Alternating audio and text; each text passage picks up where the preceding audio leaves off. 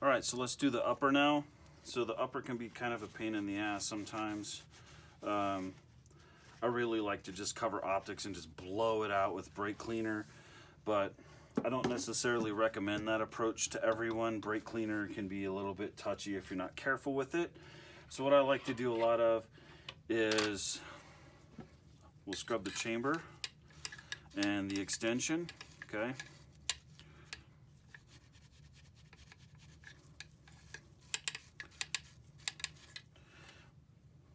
And then I will take this and I will run it underneath my gas tube. Okay, kind of swab out that charging handle area, and then I'll swab out the upper portion, see if I can rub off all of the carbon. So you will kill some patches doing this, but it's an easier way to do it. It's a fast way to do it in the field. If you're out in the middle of nowhere to match or something. Now, like I said, you don't have to get it 100% clean, okay? It doesn't have to be spotless perfect. So, kind of scrub out the chamber a little bit. So you can see that it's not perfectly clean. Right? And I'll go in and I'll swab out a little bit more. But, I mean, that's good enough to just re-oil and reshoot.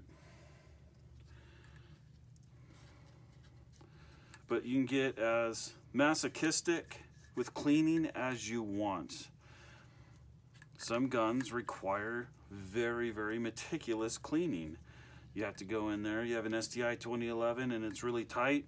Yeah, you gotta go in there and you gotta definitely get it done. But this is an AR. There's a lot of tolerances built in to allow them to run dirty, okay? So, that is actually good enough for an upper to relube and redo. So, we're gonna put the bolt carry groove and bolt back together. And before I do that, I am actually going to get a new cam pin and a new spring, and I'm going to swap those. Let me pause this.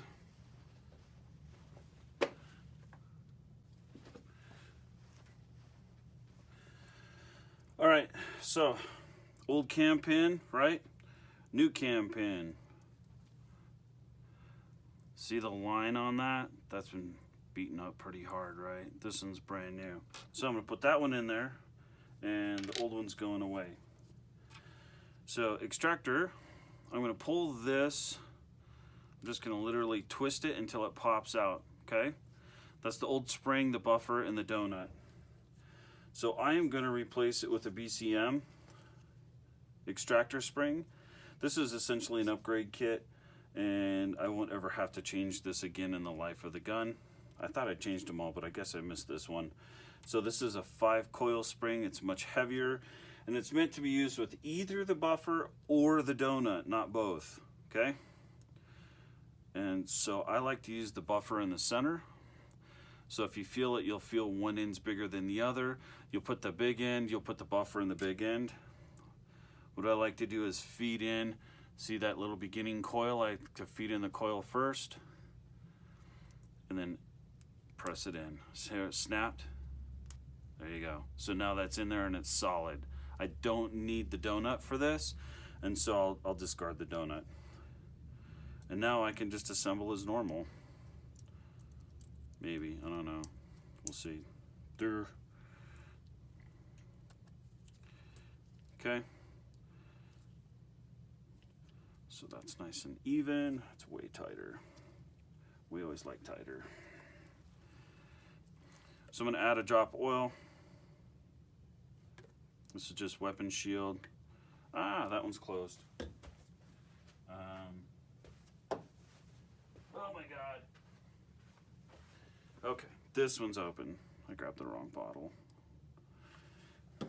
Okay, so I'm gonna rub that on there. because we like lube. So once that's in, I'm going to line up this hole here with the new cam pin. I'm going to add some oil to the outside of the cam pin.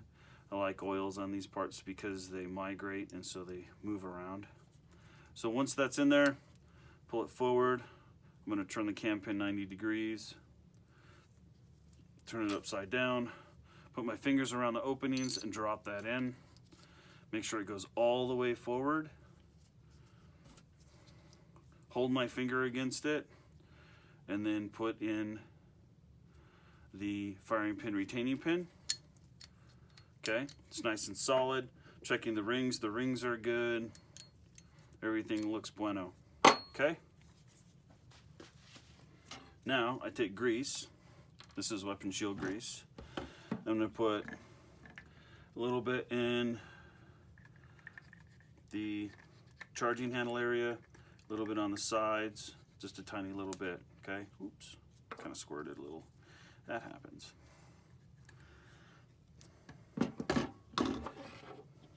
So, charging handle, grease, come on, ooh. Okay.